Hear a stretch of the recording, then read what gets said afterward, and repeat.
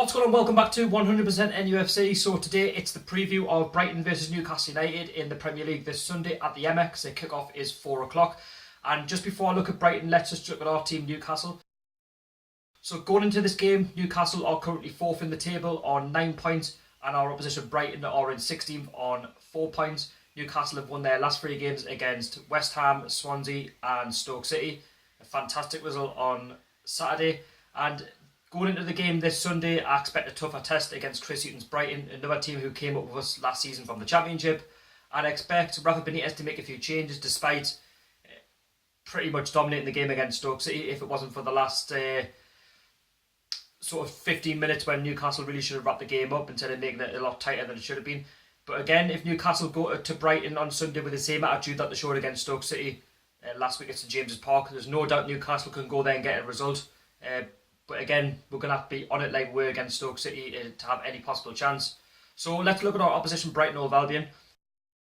So Brighton and Hove Albion are back in the Premier League. Well, I say back. They're in it for the very first time in their history. They've played 5 games under Chris Hughton in the Premier League, and they've won 1, drawn 1, and they've lost 3. And Chris Hughton's team have played Bournemouth twice in Cup and League competition. So their last Premier League result was away to Bournemouth, where they lost by 2-1, and they also lost to Bournemouth away in the Carabao Cup 1-0. So Chris Hughton's will be looking for a reaction from his players. And again, if Chris Hughton would obviously say for Brighton, if they want to stay in the Premier League this season, they're going to have to try and pick up wins against teams like Newcastle, against teams like Swansea, Watford's, your Crystal Palaces. And again, Chris Hughton has signed some decent players. They've got some really good players that we'll have to watch out for. So Knockout, for example. But I did hear that he could be nursing an injury at the moment, so I'm not too sure whether or not he'll be playing this Sunday. That remains to be seen. They've got a player called Grobe who done really, really well against West Brom when I watched him at the Amex. Scored a couple of great goals to win the game for West Brom. To win the game for Brighton, to give them their first Premier League win in their history. And against Solly Mart is a young lad as well who is up and coming, who is a one to watch out for. He can make things happen, and he can string balls, he can pass balls, he can cross balls, and he's not bad at taking opportunities on goal. And also at the back, Lewis Dunk, we all know about him from last season. He was probably one of the best, if not one of the best centre backs in the Championship last season, along with Jamal Lascelles, along with Pontus Jansson of Leeds. He was up there, and he's definitely a one to watch out for if you want to try and create opportunities, because he does tend to put his body on the line for Brighton.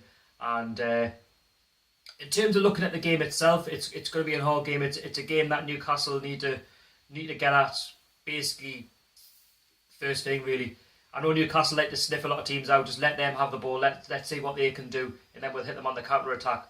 But I think against Brighton, it's going to be one of them games where they're going to defend and we're going to defend, and it's all about just keeping with nerve and keeping with discipline in this game. And whether or not Shelby comes back, or whether or not Dwight Gale starts, that's another matter, because both of them have been sitting on the bench and coming on in the second half of late. And it's a game where we're going to have to be patient, even though we've won 3 games in a row. It's the Premier League. There's no easy game in the Premier League, and going down to Brighton, I expect a tight game.